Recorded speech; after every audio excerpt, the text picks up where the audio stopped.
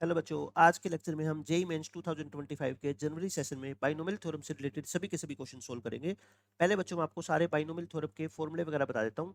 पहले binomial coefficient 2023 के lecture के अंदर ये सारे मैंने आपको फॉर्मूले बताए हुए हैं। अगर आपने वो लेक्चर नहीं देखा तो बच्चों सिर्फ बाइनोमियल थ्योरम का देख लो, उससे आपको ये सारी प्रॉपर्टीज याद भी हो जाएगी और इसको यूज कैसे करते हैं, किन क्वेश्चंस में कौन सी प्रॉपर्टी यूज होगी, वो सारी की सारी बातें आपको पता लग जाएगी। फिर भी मैंने आपको ये स्लाइड दोबारा डाल दी है इसके अंदर।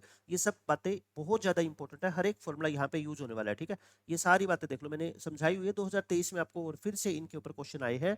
और आपको मेन मेन जो चीजें हैं बच्चों, वो ये प्रॉपर्टी है ना, बहुत ज्यादा इंपॉर्टेंट है। नेक्स्ट पेज पे मैंने लिख दी है, देखो जो यहाँ पे यूज होगी बाइनोमियल कोफिशिएंट की प्रॉपर्टीज। एक तो बच्चों मैंने आपको बताया था ना कि बाइनोमियल कोफिशिएंट जैसे C1 C2 C3 Cn को उन्हीं नंबर से मल्टीप्लाई कर दो। NC1 को 1 से, NC2 को 2 से, तो इसका आंसर तो क्या होता है बच्चों, n इंटू टू की पावर n-1। और अगर बाइनोमियल कोफिशिएंट आप सी नोट से स्टार्ट कर दो, मतलब N C note, NC1 NC2, और इनको बच्चों 1 2 3 से मल्टीप्लाई करोगे, तो मैंने क्या बोला था आपको, ये 2 की पावर n-1 तो एज इट इज रहेगा, बस n की जगह क्या हो जाएगा बच्चों, n+2 हो जाएगा। यानी कि आप C1 C2 C3 को मल्टीप्लाई करोगे नेचुरल नंबर से, तो n इंटू टू की पावर n-1। और सी नोट C1 C2 को करोगे तो बच्चों n की जगह क्या हो जाएगा, n+2 हो जाएगा। और स्क्वायर में होगा NC1 की मल्टीप्लाई 1 स्क्वायर से, NC2 की 2 स्क्वायर से, तो बच्चों क्या हो जाएगा इसमें, n इंटू n+1, यानी कि एक टर्म बढ़ जाएगी और 2 की पावर एक कम हो जाएगी, n-1 से n-2 हो जाएगी। ये सारी की सारी बातें हमने पहले सीखी हुई है। ठीक है, तो अब इनका हम यूज करेंगे। पहले छोटी छोटी बातें देखो, दो क्वेश्चन आप मेरे को सोल्व करके दिखाओगे, इवेलुएट करना है बच्चे अपने को।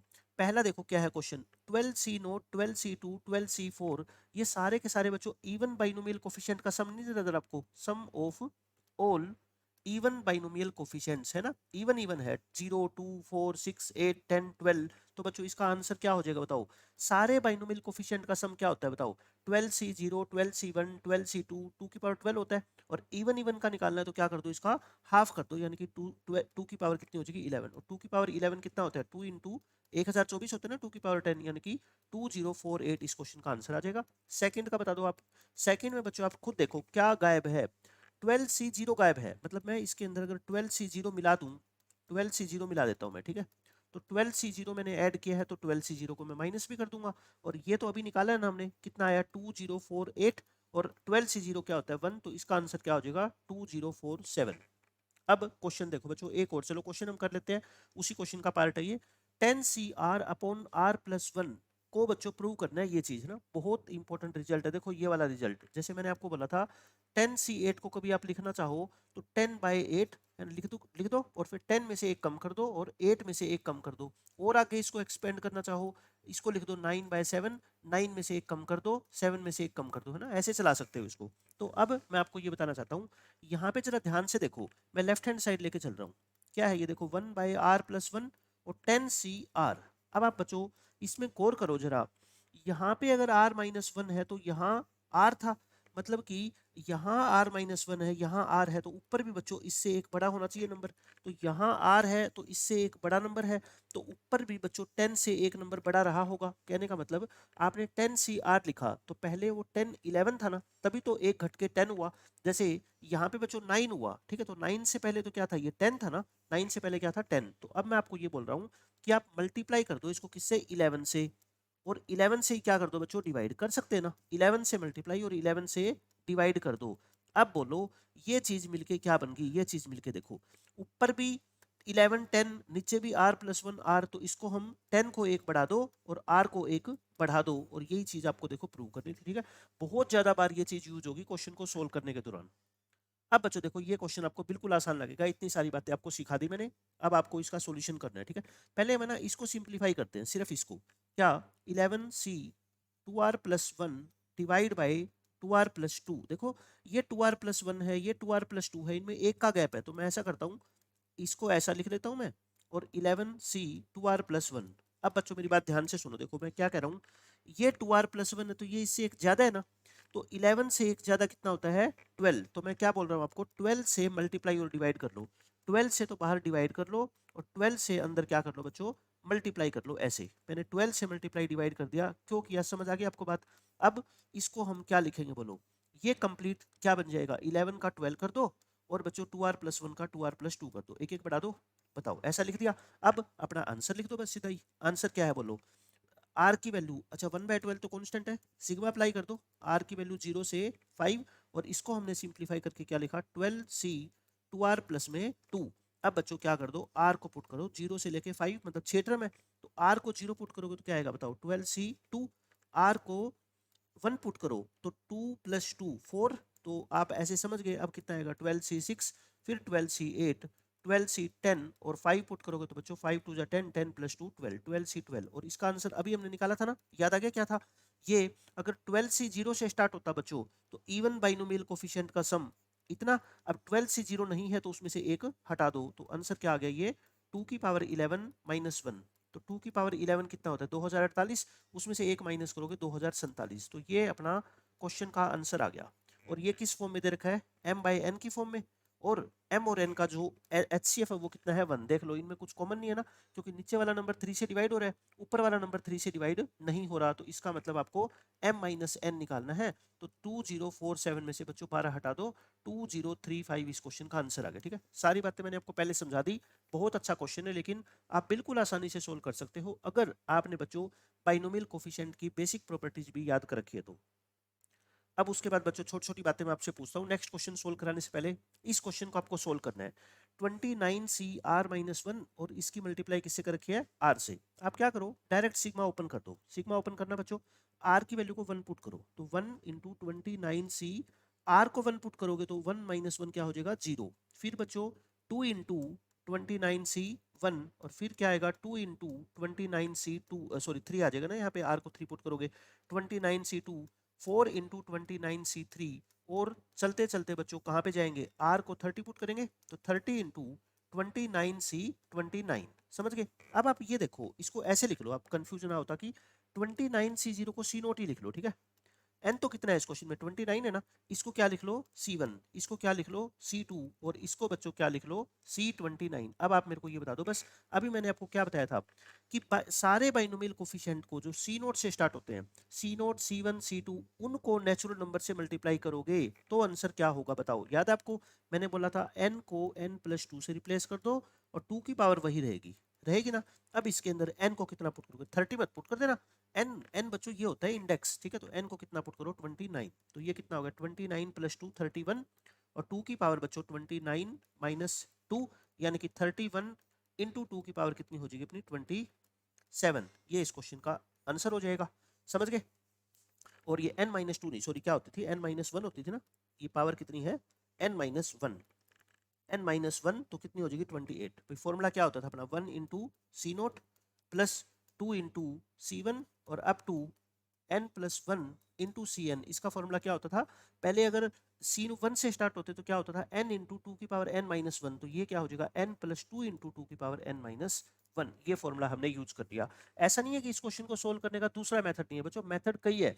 आप r को चेंज कर लो r - 1 r + 1, इसमें -1 + 1 करके भी सोल्व कर सकते हो। बट ये 3-4 फॉर्मूले भी अगर आपको याद है ना कि कोफिशिएंट को नेचुरल नंबर से मल्टीप्लाई करोगे, कोफिशिएंट कहाँ से स्टार्ट होते हैं ये इंपॉर्टेंट है, c0 से स्टार्ट होते हैं तो ये, और अगर c1 से स्टार्ट होते 1 c1 है ना 2 × c2 और अप टू n × cn, तो इसका फॉर्मूला क्या होता है n × 2 की पावर n - 1। ये 2-3 बातें आपको बस याद रखनी है। अब उसके बाद देखो बच्चों ये क्वेश्चन आपको बिल्कुल आसान लगेगा।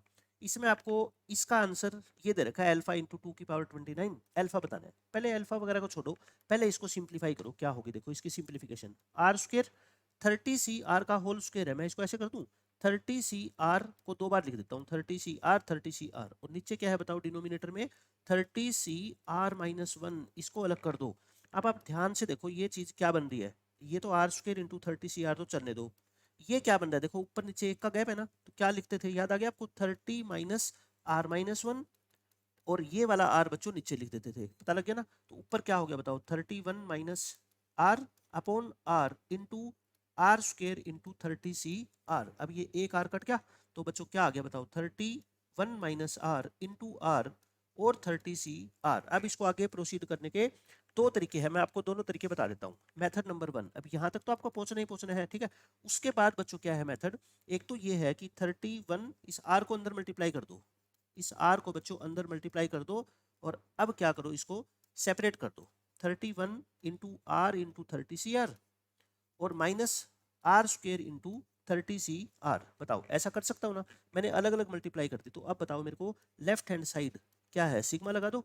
सिग्मा आर की वैल्यू कहाँ से कहाँ तक है, 1 से लेके 30, और ये क्या है बच्चों 31 into r into 30 C r minus इसके ऊपर सिग्मा अलग अप्लाई कर दो। दोनों के ऊपर मैंने सिग्मा लगा दिया, r square into 30 C r. अब ध्यान से सुनते जाना बच्चों, प्रॉपर्टी याद करने का ये बेस्ट क्वेश्चन है। 31 को निकाल दो बाहर, ठीक है, निकाल दिया।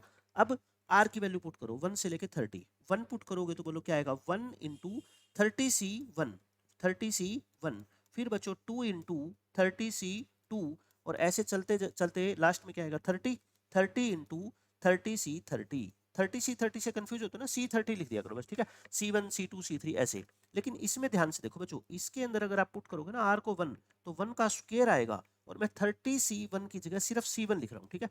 फिर 2 का स्क्वायर इंटू C2, फिर बच्चों 3 का स्क्वायर इंटू C3, और लास्ट में 30 का स्क्वायर इंटू C30। बताओ ये आ जाएगा क्या? अब आपको पता लग गया दोनों के दोनों डायरेक्ट रिजल्ट मैंने जो बताए थे। बताओ ये क्या रिजल्ट है? बाइनोमियल कोफिशिएंट 1 से स्टार्ट हो रहे हैं ना, NC1 NC2 और 1 2 3 नेचुरल नंबर से मल्टीप्लाई हो रही है। तो याद करो पहले वाला फॉर्मूला क्या होता था, n इंटू टू की पावर n-1। याद आ गया? यहाँ पे बच्चों क्या है, स्क्वायर से मल्टीप्लाई हो रहा है, तो स्क्वायर से मल्टीप्लाई हो रहा है तो मैंने क्या कहा था, बाहर एक टर्म बढ़ जाएगी, मतलब n इंटू n प्लस 1 हो जाएगी, और 2 की पावर एक कम हो जाएगी, n-1 से एक कम यानी n-2 हो जाएगी। समझ के बताओ। अब यहाँ पे n कितना है बोलो, n बच्चों 30, क्योंकि NC1 ये 30C1 है ना, n को क्या पुट कर दो 30, और बस अपना आंसर आ गया। करना n को 30 पुट, क्या आंसर आ गया बच्चों, ये लेफ्ट हैंड साइड का 31 इंटू n इंटू टू की पावर n-1, तो 30 इंटू टू की पावर 30-1 यानी कि 29। मैंने n को 30 पुट कर रहा हूँ, ठीक है। यहाँ क्या था बोलो, यहाँ था बच्चों n into n plus 1, n कितना 30, 30 प्लस 1, और 2 की पावर n-2 यानी कि 30-2 28। अब बच्चों ये 30 इंटू ये कितना हो गया 930 हो गया, 2 की पावर 29, और ये 930 और 2 की पावर 28। अब आपको क्वेश्चन में जो दे रखा है ना, तो 2 की पावर 29 कॉमन ले रखा है, तो आप भी क्या करो 2 की पावर 29 कॉमन ले लो। आप ये मत कहना सर इधर तो है ही नहीं 2 की पावर 29 है, देखो अभी दिख जाएगा 2 की पावर 28 तो ये क्या, और 930 का क्या कर दो हाफ कर दो, एक ही तो बात है। 2 की पावर 29 लेना था, 28 तो ये कट गई, एक इसको 2 से डिवाइड कर दो, तो 2 की पावर 29 और 930 का हाफ, 930 का हाफ कितना होता है 465, तो 930 में से 465 गए, फिर से 465 बच गया। अब क्वेश्चन में क्या दे रखा है, अल्फा इंटू 2 की पावर 29 दे रखा है अपने को, ठीक है। तो अल्फा की वैल्यू कितनी आ गई 465। तो बच्चों ये तो कोई मुश्किल मेथड था ही नहीं, मैंने सिंपल आपको कहा कि कुछ ज़्यादा सोल्विंग नहीं करनी, बस यहाँ तक पहुँचा दो, इसके बाद सीधी मल्टीप्लाई करो और आपका आंसर आ जाएगा, ठीक है, समझ गए। अब मेथड नंबर 2 बता देता हूँ आपको। सेकेंड मेथड देखो बच्चों, ऑन सोल्विंग। अभी मैंने क्या कहा था, पहले तो बेसिक सोल्विंग करनी है। सोल्विंग करके जो ये r square into 30 C r का होल स्क्वेयर अपॉन 30 सी आर-1, ये जो टर्म आई थी ये कितनी आई थी, ये r into 30 minus r into 30 C r, यानी कि 31 minus r into 30 C r आई थी ना। अब दूसरा मेथड सुनो बच्चों, ये आर को आप टारगेट बनाया करो कि आर खत्म हो जाए। आर खत्म हो जाएगा कैसे पता है, 31 माइनस आर इंटू आर, इसको वही फॉर्मूला लगा दो 30/r, और 30 में से एक कम कर दो, r में से एक कम कर दो, ताकि ये r से r कट जाए। तो बच्चों मैं अब यहाँ पे पहुंच गया, इंटू क्या आ गया अपना, r से r कट गया 30 आ गया, और इंटू क्या आ गया 29 सी आर-1। देखो एक ये मेथड भी अपना सकते हो आप, इससे क्वेश्चन थोड़ा सा छोटा हो जाएगा पहले से। अब मेरी लेफ्ट हैंड साइड को सोल्व करता हूँ मैं, क्या है बताओ, सिग्मा आर की वैल्यू 1 से लेके 30। अच्छा बोलो ये 30 तो कॉन्स्टेंट है, बाहर निकाल दूं। अब भी आप ये कर सकते हो, इसको 30 से अलग मल्टीप्लाई कर दो, इसको इससे अलग कर लो, कितने ही मेथड है मैं कहता हूँ इस क्वेश्चन को सोल्व करने के, बट आपको तरीके पता होना चाहिए कि कैसा मेथड कब यूज करेंगे। मैंने 30 को बाहर कर दिया, अंदर क्या बच गया बोलो 31 माइनस आर और 29 सी आर-1। बताओ इतनी बात समझ आ गई। अब बच्चों आर की वैल्यू को क्या है पुट करते जाओ, करना आर की वैल्यू को पुट। अच्छा इसमें भी अलग अलग कर सकते हो आप, इसमें भी चाहो तो आप इसको सिग्मा को ना अलग अलग अप्लाई कर दो, 31 के साथ अलग मल्टीप्लाई कर दो इसको ऐसे, है ना, और माइनस में आर के साथ बच्चों अलग मल्टीप्लाई कर दो, और ये 30 तो इसके साथ भी है ना, आर के साथ इसको अलग मल्टीप्लाई कर दो ऐसे, ताकि आपको कंफ्यूजन ना हो। अब इसके अंदर बच्चों ये 31 तो बाहर कर दो, और आर को 1 पुट करना, क्या आएगा 29 सी 0, आर को 2 पुट करोगे तो 29 सी 1, और 30 पुट करोगे तो 29 सी 29। इसमें आर को 1 पुट करना, तो 1 इंटू 29c 0 और ये फिर क्या आएगा 2 इंटू 29c 1, ऐसे ऐसे 30 पुट करोगे तो 30 इंटू 29c 29 ये हो गया। अब बोलो बच्चों ये क्या आ गया, पहली टर्म का आंसर बता दो आप मेरे को। ये एक मिनट मैं यहीं कर देता हूँ इसको, 930 और ये तो 2 की पावर 29 हो गया ना।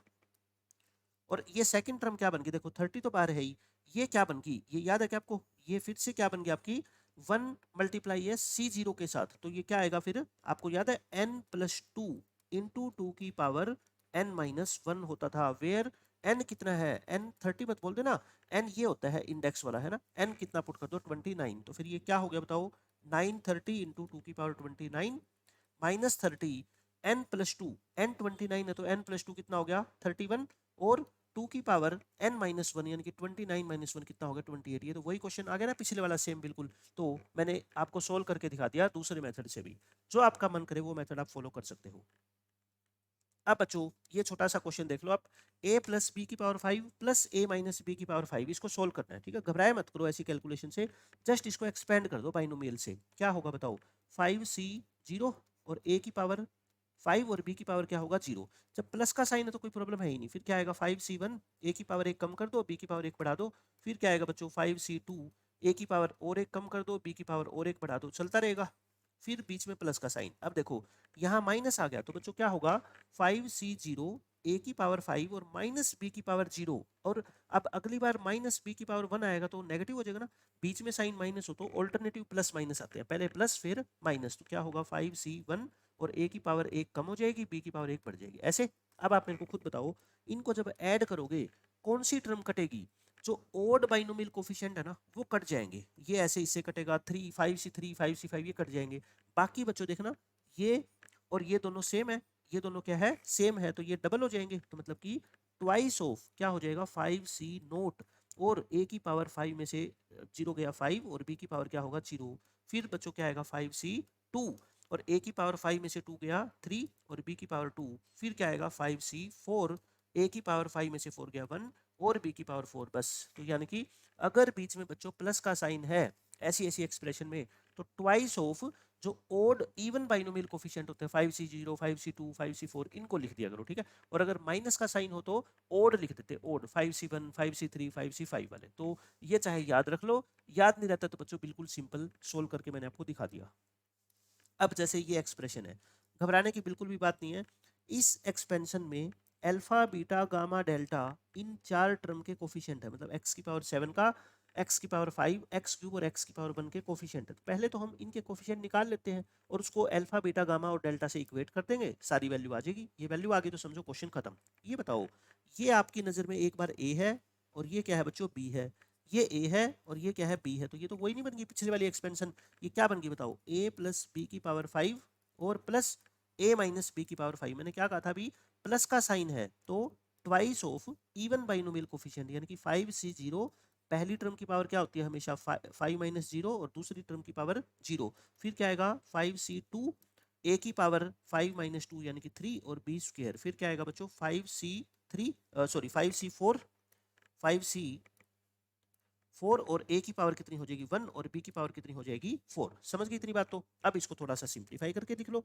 5c0 क्या होता है बच्चों 1 ही होता है, a की पावर 5 ये कितना होता है 10 a क्यूब b स्क्वायर, और ये कितना होता है 5 और a की पावर 1 और b की पावर कितनी हो जाएगी 4, इस 2 को चाहे अंदर मल्टीप्लाई कर लो ताकि बाद में भूल ना जाए, तो ये आ गया 20 a क्यूब b स्क्वायर और प्लस 10 a की पावर 1 b की पावर 4। अब बच्चों a और b की वैल्यू पुट कर दो, पुट नहीं करनी है आपको, बस मन में ही सोचना है, देखना a को जब x लिखोगे बच्चों a को x लिखोगे तो a की पावर 5 में डायरेक्ट x की पावर 5 लिख दो, ऐसे पुट नहीं करनी, मैं कह रहा हूँ बार बार, बस यहीं से देख के a की पावर 5 देख लो, ठीक है। अब a क्यूब बच्चों a तो x है तो a क्यूब की जगह क्या हो जाएगा x क्यूब, b का स्क्वायर, b क्या है बच्चों root of x cube minus 1, इसका स्क्वायर करोगे तो बताओ ये एक्स क्यूब माइनस 1 नहीं आ जाएगा, आ जाएगा ना। अब बोलो इसमें ये क्या आएगा a का मतलब x और b की पावर 4 मतलब कि b स्क्वायर, तो आप कह रहे हो कि एक्स क्यूब माइनस 1, तो b स्क्वायर कितना हो जाएगा b की पावर 4 इसका भी स्क्वायर एक्स क्यूब माइनस 1 का स्क्वायर, तो ये क्या हो जाएगा एक्स क्यूब माइनस 1 का स्क्वायर। बताओ इतनी बात समझ आ गई। अब हमें कोफिशिएंट चाहिए x की पावर 7 के 5 के 3 के 1 के, तो इसको एक्सपेंड कर लो, बस स्क्वायर खोल दो ना वहां पे 20, इसको कर लो x की पावर 6 माइनस एक्स की पावर 3 और इसका स्क्वायर खोल दो बच्चों, a माइनस बी का होल स्क्वायर क्या होता है बताओ, a square plus b square minus 2ab, ये हो गया। अब इसको जरा सिंप्लीफाई करना, 2x की पावर 5 प्लस 20x की पावर 6 माइनस 20x की पावर 3 प्लस 10x की पावर 7 हो जाएगा ना, और प्लस में क्या हो जाएगा 10x और माइनस में 20x की पावर 4। अब देख लो कोई दो पावर सेम है क्या, मतलब लाइक टर्म है क्या, आई थिंक कोई भी नहीं है। ये 5 पावर है, ये 6 है, ये 3 है, 7 है, 1 है, 4 है, कोई भी दो टर्म बच्चों लाइक नहीं है। इसका मतलब बताओ मेरे को आप, अल्फा क्या है, अल्फा अल्फा है बच्चों कोफिशिएंट ऑफ, मैं लिख के दिखा रहा हूँ आपको, ठीक है, 7 x की पावर 7, x की पावर 7 का कोफिशिएंट बताओ कितना है 10। बीटा क्या है देख लो आप खुद ही, x की पावर 5 का कोफिशिएंट है, और x की पावर 5 का कोफिशिएंट देखना कितना है इसमें, 2 है ना, 2 है, 2 लिख दो। गामा कितना है बच्चों, कोफिशिएंट ऑफ x की पावर 3, x क्यूब का कोफिशिएंट बोलना -20, ध्यान रखना साइन का। और डेल्टा क्या है, डेल्टा है बच्चों कोफिशिएंट ऑफ x की पावर 1, यानी x का कोफिशिएंट कितना है 10। ये चारों वैल्यू मैंने आपको निकाल के दिखा दी, चारों वैल्यू आ गई, ठीक है। अब ये कहता है u और v दो नए वेरिएबल है जो इन दो इक्वेशन को सेटिस्फाई करते हैं, तो u प्लस v बताओ, मतलब इन दोनों का सम बताना है। तो बोलो ये इक्वेशन आपको दे रखी है क्या, alpha u plus beta v equal to 18, तो अल्फा बीटा की वैल्यू पुट कर दो ना। अल्फा कितना बोलो 10, बीटा कितना 2, 2 बीटा 2v इक्वल टू 18, 2 को मैं लेके काट दो, 5u plus v equal to 9, बोलो फर्स्ट इक्वेशन आ गई। सिमिलरली बच्चों क्या है ये, gamma u plus delta v equal to 20, gamma की वैल्यू कितनी बच्चों -20 और डेल्टा की वैल्यू कितनी 10 आ गई। 10 को मैं लेके काट दूं, 10 को मैं लेके काटोगे तो -2u plus v equal to 20, ये आ गया। अब चाहे तो माइनस कॉमन लेके भी काट दो, ये लो माइनस कॉमन लेके काटोगे तो ऐसी अच्छा 10 कॉमन लेके काटा था ना, 2 बचेगा, 20 की जगह क्या बचेगा 2, 10 कॉमन लेके तो काट ही दिया। ये आ गई बच्चों क्या, सेकंड इक्वेशन। अब फर्स्ट और सेकंड को सोल्व करके u और v नहीं निकाल सकते आप, इन दोनों को क्या कर दो, ऐड कर दो। ऐड करने से क्या फायदा होगा, देखो v से v कट गया, 5 और 2 7, और 9 में से 2 गए 7, यानी कि u की वैल्यू कितनी आ गई 1। अगर u 1 आ गया तो इसमें पुट करोगे बच्चों v 4 आ गया ना, v क्या आ गया 4, तो आंसर क्या आ गया बताओ u प्लस v, यानी कि 1 प्लस 4 5, 5 इस क्वेश्चन का आंसर आ गया। बिल्कुल अच्छा क्वेश्चन था, लेकिन मैंने आपको बता दिया कि एक को a एक को b मान के कैलकुलेशन को कैसे छोटा किया जा सकता है। उसके बाद बच्चों आ जाओ इस क्वेश्चन पे, देखो हमने नंबर ऑफ इंटीग्रल टर्म या नंबर ऑफ रैशनल टर्म का फॉर्मूला पढ़ा है ना, जैसे ये एक्सपेंशन है, क्या लिखा हुआ है इसमें 7 की पावर 1/3, ये चीजें तभी आपको समझ आएगी बच्चों जब आपने एटलीस्ट 2023 और 2024 के तो सारे क्वेश्चन कर रखे हैं, क्योंकि पीवाईक्यू सोल्व करने का मतलब ही ये है कि आपको बाकी सब कुछ आता है, सिलेबस आपने अच्छे से कर रखा है, 2-3 सालों के पीवाईक्यूज कर रखे हैं, तभी तो करंट ईयर के पीवाईक्यू आप सोल्व कर पाओगे ना। और ये क्या है 11 की पावर 1/12 और इसकी पावर n, इसमें बच्चों आपको क्वेश्चन में गिवन है कि नंबर ऑफ इंटीग्रल टर्म्स या रैशनल टर्म बोल दो, वो कितनी है बोलो, वो है बच्चों 183। और नंबर ऑफ रैशनल टर्म निकालने का फॉर्मूला अगर आपको याद हो तो क्या होता था, वो n बाय 3 और 12 का एलसीएम है ना, एलसीएम ऑफ 3 एंड 12, फिर इसका बॉक्स, और फिर क्या करते थे बच्चों +1 करते थे, याद है ना। और ये इक्वल टू क्या दे रखा है आपको 183 दे रखा है, तो 3 और 12 का एलसीएम तो कितना होता है 12 होता है, और ये 1 उधर आके माइनस हो जाएगा। आपको बच्चों n की सबसे छोटी वैल्यू बतानी है, लीस्ट वैल्यू, मतलब कि n को आपको कम से कम कितना तो पुट करना पड़ेगा भाई, n को 12 से डिवाइड करो तो 182 आए, तो मतलब n की जो लीस्ट वैल्यू है वो 12 इंटू 182 होगी ना, क्योंकि कम से कम बच्चों 182 इंटू 12 लिखोगे तभी तो 12 से 12 कट के 182 आएगा, तो 182 इंटू 12 करोगे तो कितना आएगा 2184, इस क्वेश्चन का आंसर आ जाएगा, समझ गए आप। लेकिन देखो इसमें ना एक कैच था छोटा सा, ये तो आंसर चलो क्वेश्चन एग्जामिनर ने आसान बनाना चाहा बना दिया। अब यहाँ पे मैंने आपको ये भी बात बताई थी कि +1 कब करते और कब नहीं करते, जब बच्चों ये n जो है n वो 3 या 12 में से कम एक नंबर से तो डिवाइड पक्का होता हो, तब तो 1 ऐड करते हैं, नहीं तो नहीं करते। और ऑप्शन के अंदर आप देखोगे ना बच्चों, ये सारे के सारे जो नंबर है ये बच्चों 3 से डिवाइड हो रहे हैं, सारे नंबर क्या हो रहे हैं 3 से डिवाइड हो रहे हैं, इसका मतलब जो भी आपका n आएगा वो 3 से तो डिवाइड होगा ही होगा, इसलिए मैंने क्या किया बच्चों 1 ऐड कर दिया और आपका आंसर आ गया तुरंत। अब ये देख लो ये क्या है बच्चों, सेम क्वेश्चन है, आपको सारी की सारी रैशनल टर्म का सम निकालना है, लेकिन जो एक्सपेंशन है ना वो बाइनोमियल नहीं है, कैसी है मल्टीनोमियल। और मल्टीनोमियल के मैंने कम से कम बच्चों 6-7 क्वेश्चन आपको करवा रखे हैं, उसकी जनरल टर्म कैसे लिखते हैं ये बात आपको अच्छे से पता है, ठीक है। तो इसके लिखूं मैं जनरल टर्म, जनरल टर्म क्या होगी बताओ, जनरल टर्म कैसे लिखते थे, ऊपर कितना है इंडेक्स 6, तो 6 का फैक्टोरियल, नीचे बच्चों ए फैक्ट 3 टर्म है ना 1 2 3, तो ए फैक्टोरियल बी फैक्टोरियल सी फैक्टोरियल, और इन तीनों टर्म को लिख लो 1 2 की पावर 1/3 और 3 की पावर 1/2 और इसकी पावर कितनी कर देते थे ए बी सी। और कंडीशन क्या होती थी? कंडीशन बच्चों मैंने एक ही आपको बताई थी कि इन तीनों पावर का सम a प्लस बी प्लस सी कितना होना चाहिए 6, यानी कि ए बी सी का सम मिला के कितना होना चाहिए 6 होना चाहिए। ठीक है, बस इसके बाद तो हम चीजें अब देखेंगे, क्वेश्चन के हिसाब से मैनिपुलेट करते हैं। इसको लिख लो 6 फैक्टोरियल ए फैक्टोरियल बी फैक्टोरियल सी फैक्टोरियल। अच्छा 1 की पावर तो कितनी भी करो 1 ही रहेगा, छोड़ दो। 2 की पावर कितनी होगी बताओ b/3 और 3 की पावर कितनी होगी बच्चों c/2। अब आप मेरे को ये बताओ, अगर आप टर्म्स को रैशनल रखना चाहते हो तो यानी कि ये जो b है, ये b को हम 3 से डिवाइड करें तो एक इंटीजर आना चाहिए, यही तो बात होती है। यानी कि b 3 का मल्टीपल होना चाहिए। b/3 एक इंटीजर कब होगा? जब b क्या होगा 3 का कोई मल्टीपल होगा, क्योंकि 3 का मल्टीपल ही तो 3 से डिवाइड होगा। ठीक है, ऐसे ही c बच्चों क्या होना चाहिए 2 का मल्टीपल होना चाहिए। मतलब कि इतनी बात मैं लिख रहा हूँ, b क्या होना चाहिए मल्टीपल ऑफ 3 और c क्या होना चाहिए बच्चों मल्टीपल ऑफ 2। इतनी बात बताओ, समझ गए क्या?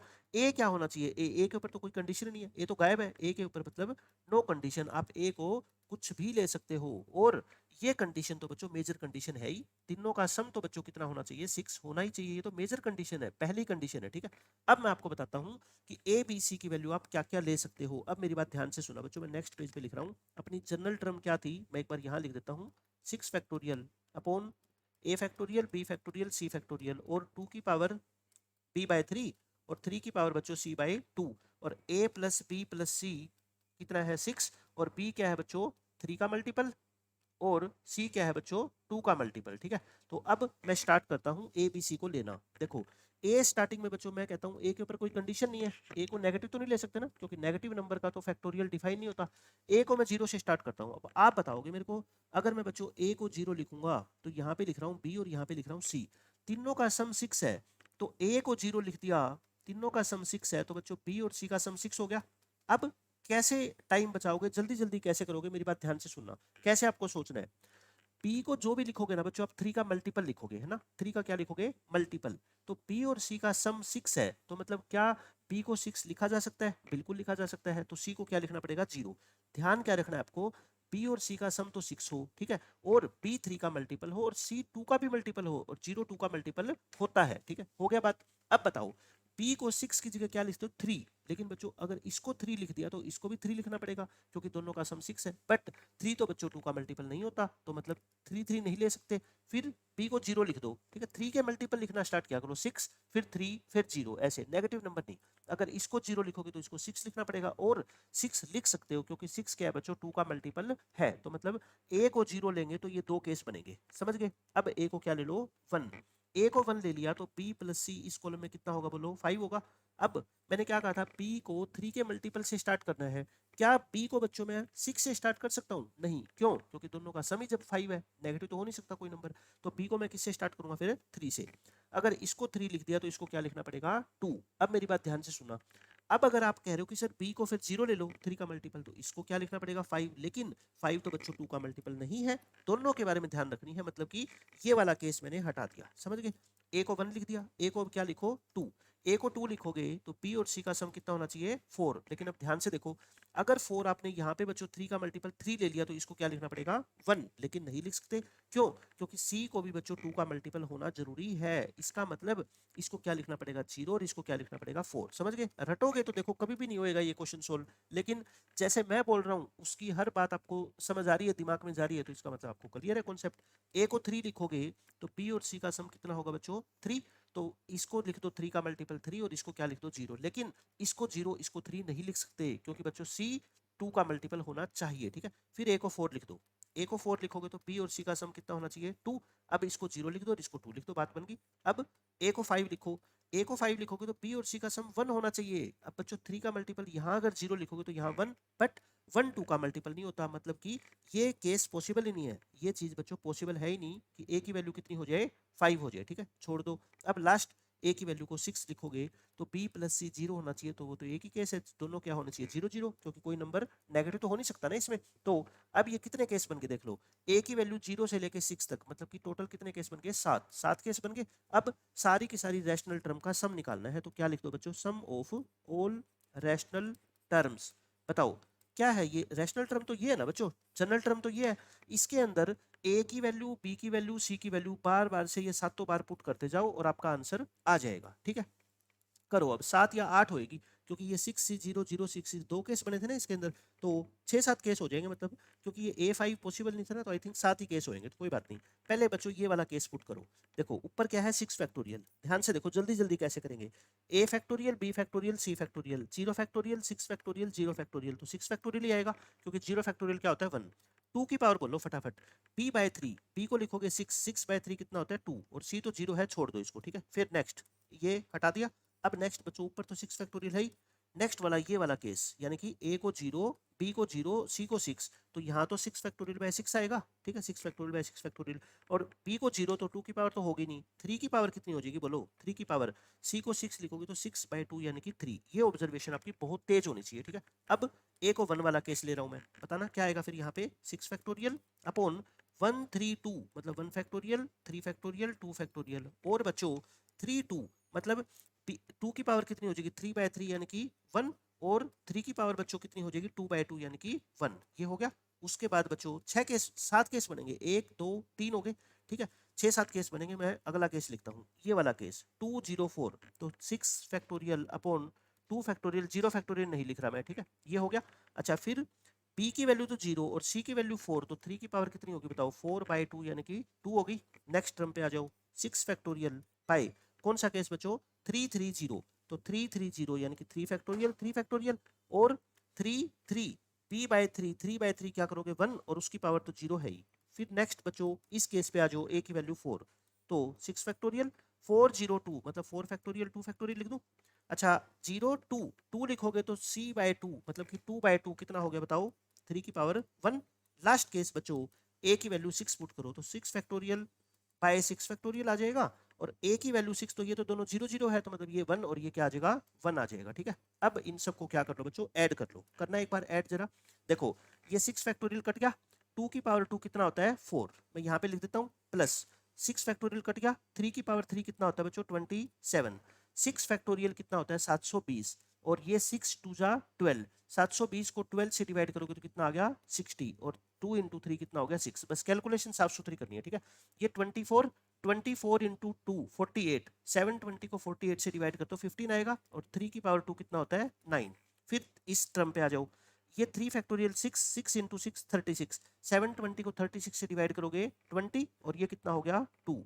ये बच्चों कितना हो गया 24 2 जा 48, 15 आया था ना, 15 इंटू 3, और ये हो गया 1, ये कितना हो गया 1। अब इन सबको ऐड कर दो बच्चों, देखो कितना हो गया 31, ये कितना हो गया 360, और ये हो गया बच्चों 135, और ये हो गया अपना 40, और ये 45 और 146। इन सबको एक बार रफ में हम ऐड कर देते हैं, देख लो कितना आ गया 331 और 360, 391 लिख दूं इसको, और इनको मिला के 175 लिख दूं, और लास्ट में कितना है अपना 46 है। इन सबको ऐड कर लो, कितना आ गया 12, 5 और 7 कितना हो गया 12, 12 और 9 21, कैरी 2, और ये कितना आएगा 5, और ये कितना आएगा 6, 612। देखो अगर कैलकुलेशन बच्चों मैथ में बिल्कुल साफ सुथरी है ना, हो ही नहीं सकता कि पहली बार में आपका आंसर सही ना आए, बिल्कुल सही आएगा। कॉन्सेप्ट 100% स्ट्रॉन्ग होने चाहिए, कैलकुलेशन में कोई मिस्टेक नहीं करनी, आपका पहली बार के अंदर आंसर सही आएगा। और पेपर में तो बच्चों पहली बार में आंसर सही आएगा ना तो ही बेनिफिशियल है। अगर आपका ये आंसर कुछ गलत आ गया तो आप ये बताओ, इंटीजर टाइप क्वेश्चन है, कौन आपको बताने आएगा कि 612 नहीं होगा, आप तो लिख के आ जाओगे 612,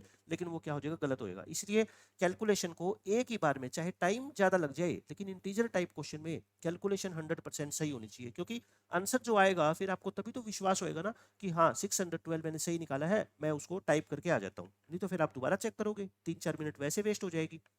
अब देखो बच्चों ये क्वेश्चन 2023 के अंदर आया, मैं बार बार हर चैप्टर के अंदर आपको बता रहा हूँ कि कितने ज्यादा क्वेश्चन बिल्कुल एज इट इज रिपीट हुए हैं। 2023 के अंदर ये क्वेश्चन आया, स्टेटमेंट पढ़ो, इसमें x की पावर 1 और x की पावर 2 का कोफिशिएंट, एक्सपेंशन पढ़ लो, 1 प्लस एक्स की power p into 1 minus x की पावर q, इनके कोफिशिएंट 4 और 5 दे रखे हैं, 4 और -5, और आपको इसकी वैल्यू निकालनी है, मतलब कि p और q निकालना मैंने सिखाया था आपको। देखो ये रहा इसका सॉल्यूशन, सारा मैंने करवाया हुआ आपको। ठीक है, बिल्कुल एज इट इज क्वेश्चन देखना, वही बच्चों इस एक्सपेंशन में सेम एक्सपेंशन है, कोई भी चेंज नहीं है ना इसमें ना इसमें, वही बच्चों x की पावर 1 और x की पावर 2 के कोफिशिएंट है। बस वहां पे 1 और -5 समथिंग करके थे, यहाँ पे 1 और -2 है। वहां पे भी बच्चों हमने p और q निकाला था, यहाँ पे भी p और q निकाल के और इसके अंदर पुट कर देंगे। मतलब आप खुद देख लो, 23 का क्वेश्चन एज इट इज 25 में रिपीट हो गया। कितने सारे क्वेश्चन बच्चों आपको ऐसे मिलेंगे जो रिपीट होंगे, इसलिए PYQs बच्चों अच्छे तरीके से समझ के सोल्व करके जाने बहुत जरूरी है। तो करें दोबारा, मैं इसको दोबारा सोल्व करा देता हूँ आपको। 1 + x की पावर p, मैंने कहा था इसमें कोई भी शॉर्टकट लगाने की कोशिश भी मत करना, डायरेक्ट इसको ओपन करो बस, ठीक है। क्या होगा बताओ, पहली एक्सपेंशन खोलना, PC0 और 1 की पावर तो लिखो ही मत, x की पावर 0, फिर PC1 x की पावर 1, PC2 x की पावर 2। आगे मल्टीप्लाई करने की जरूरत नहीं है, क्यों? क्योंकि हमारे को बच्चों x की पावर 1 और x की पावर 2 के कोफिशिएंट चाहिए, ठीक है। बस नेक्स्ट टर्म देखो, QC0 और 1 की पावर तो लिखो मत, और -x की पावर नोट तो मत लिखो, लेकिन नेक्स्ट साइन क्या आएगा, नेगेटिव आएगा बच्चों, ठीक है। QC1 और x और फिर plus QC2 into x square, आगे मत लिखो। तो अब आप बताओ मेरे को, इनको थोड़ा सिंप्लीफाई कर ले, ये 1 ये 1, PC1 p होता है, PC2 कितना होता है, p इंटू p माइनस 1/2 होता है। अब अगर आपने वो 2023 वाला क्वेश्चन कर रखा है तो आप खुद बताओ, ये तो सेम आएगा, कोफिशिएंट भी सेम आएंगे, क्यों? क्योंकि वही तो एक्सपेंशन है, तो कोफिशिएंट थोड़े बदल जाएंगे, जो वहां आए थे वही यहाँ आएंगे कोफिशिएंट। ये कितना आएगा, 1 minus QX plus Q into Q minus 1/2 और इंटू क्या आ गया, एक्स स्क्वेयर। तो अब आप मेरे को ये बता दो, इसमें अगर मैं आपसे कहूँ x का कोफिशिएंट तो कितना आएगा, इस कॉन्स्टेंट टर्म को किससे मल्टीप्लाई करोगे, x से, यानी कि -q आएगा, और p इसको किससे करोगे, 1 से, तो यानी कि क्या आएगा p, बाकी तो x स्क्वायर आ जाएगा। तो यानी कि x की पावर 1 का कोफिशिएंट ये आ गया, और क्वेश्चन में क्या दे रखा है, ये 1 दे रखा है, तो यानी कि p माइनस q की वैल्यू कितनी आ गई, 1 आ गई। समझ गए आप इतनी बात, बताओ। फर्स्ट इक्वेशन आ गई। अब second equation, coefficient of x square बच्चों बता दो, कॉन्स्टेंट टर्म को किससे मल्टीप्लाई करोगे, एक्स स्क्वायर वाली टर्म से, यानी कि q into Q minus 1/2, x की मल्टीप्लाई एक्स वाली टर्म से, तो कितना होगा बोलो, माइनस के PQ हो जाएगा, और प्लस इसकी एक्स स्क्वायर की मल्टीप्लाई बच्चों किससे करोगे, कांस्टेंट से, यानी कि p इंटू p माइनस 1/2 हो जाएगा। और ये कोफिशिएंट अपने को क्वेश्चन में कितना दे रखा है बच्चों, -2, तो इसकी वैल्यू कितनी है, -2। ये आ गई सेकंड इक्वेशन। दो इक्वेशन दो वेरिएबल, सोल्व कैसे करोगे बताओ। ऊपर से या तो p निकाल लो या q निकाल लो, q निकाल लो मैं, q क्या आएगा, p माइनस 1, और इसको सेकंड इक्वेशन में पुट कर दो। बस देख लो, q को पुट करना p माइनस 1, तो p माइनस q माइनस 1 क्या हो जाएगा, p माइनस 2 हो जाएगा। सिंप्लीफाई कर लो बस इसको, है ना।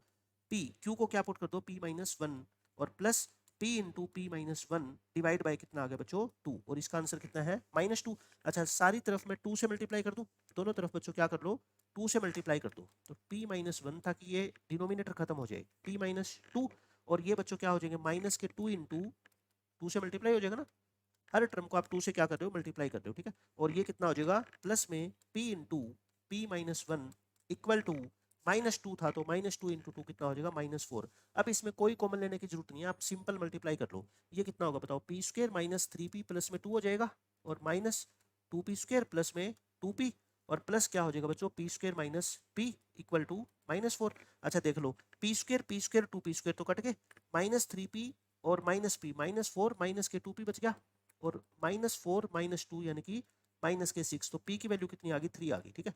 p की वैल्यू कितनी आ गई, 3। q कितना था बोल दो, p माइनस 1 यानी कि 3 माइनस 1 2, p और q आ गए, तो आंसर कितना है अपना, p square plus q square यानी कि 9 + 4 13। देख लो, पहले भी यही क्वेश्चन था, अब भी यही क्वेश्चन आ गया आंसर बिल्कुल आसानी से। अब ये क्वेश्चन देख लो बच्चों, मैं आपको पहले सोल्विंग सिखा देता हूँ, ये फॉर्मूला बार बार मैंने बता रहा हूँ ना, यूज हो रहा है। अगर ये एक्सप्रेशन आ जाए कहीं कि 2 into n plus 4c5 equal to this, solve करो, n की वैल्यू निकालो, और क्वेश्चन में ऑलरेडी लिखा हुआ है कि n को 10 नहीं रखना है ना, n की वैल्यू 10 रिजेक्ट कर देना, बाकी कोई आती है तो एक्सेप्ट कर लेना। एक तरीका तो बच्चों इसको सोल्व करने का क्या है कि आप इसको डायरेक्ट क्या कर दो, एक्सपेंड कर दो। एक तरीका तो यह है कि आप n plus n C r का फॉर्मूला लगा दो, n factorial upon r factorial into n minus r का फैक्टोरियल। एक तो वो तरीका है जो मैंने नेक्स्ट पेज पे आपको सोल्व करके दिखा दिया, वो भी कोई मुश्किल नहीं है, अच्छा मेथड है। लेकिन दूसरा तरीका क्या है बच्चों, अगर ये वाला फॉर्मूला आपके दिमाग में है ना, तो आपको ये पता है कि ये r है, तो नीचे इससे एक कम ले आओ, है ना, या नीचे इससे एक ज्यादा ले आओ, मतलब एक का गैप ले आओ, वो तो हम एडजस्ट कर लेंगे, ठीक है। एक का गैप कर लो, तो इस n प्लस 4c5 की मल्टीप्लाई 2 बार है ना, इसको क्या कर लो बच्चों, या तो आप ऐसा करो, ये अच्छा 5 है ना, इसको आप यूं करो, इसको छोड़ दो। अब आप क्या करना है, दोनों तरफ बच्चों n प्लस 4c5 को डिवाइड कर दो, मतलब मैं ऐसे बोल रहा हूं, इसको भी n प्लस 4c5 से डिवाइड कर दो, और इसको भी n प्लस 4c5 से डिवाइड कर दो, मतलब मैं इसको डिनोमिनेटर में ले गया उधर, ठीक है। इससे क्या फायदा होगा, देखो ये तो 2 चलता रहेगा। अब ध्यान देना बच्चों, बात यहाँ पे मिस्टेक होने के चांस है। मैंने कहा था कि ये ऊपर एक नंबर ये बड़ा होना चाहिए, नीचे एक छोटा होना चाहिए, तब ये फॉर्मूला लगा सकते हो। मतलब कि इसका कोई फॉर्मूला अभी नहीं है आपके दिमाग में, इसका फॉर्मूला मत लगा देना अभी, ठीक है, क्योंकि नीचे 5 है ऊपर 4 है। लेकिन इसका तो लगा सकते हैं ना। क्या आएगा नीचे बताओ, n प्लस 4 माइनस 5, और नीचे क्या आएगा बच्चों 6। तो इसका क्या होगा, इसका डायरेक्ट फॉर्मूला नहीं होता, पहले आप n plus 4c5 n plus 4c4 ये निकालो पहले। तो क्या आएगा n प्लस 4 माइनस 4 अपॉन 5 यानी n अपॉन 5। इसका आंसर ये है, तो इसका अपने वाले का आंसर क्या होगा, उल्टा 5/n हो जाएगा ना। तो 2 इक्वल टू क्या आ गया 5/n plus n minus 1 upon 6। अब बच्चों देख लो, कैलकुलेशन कर लो बस।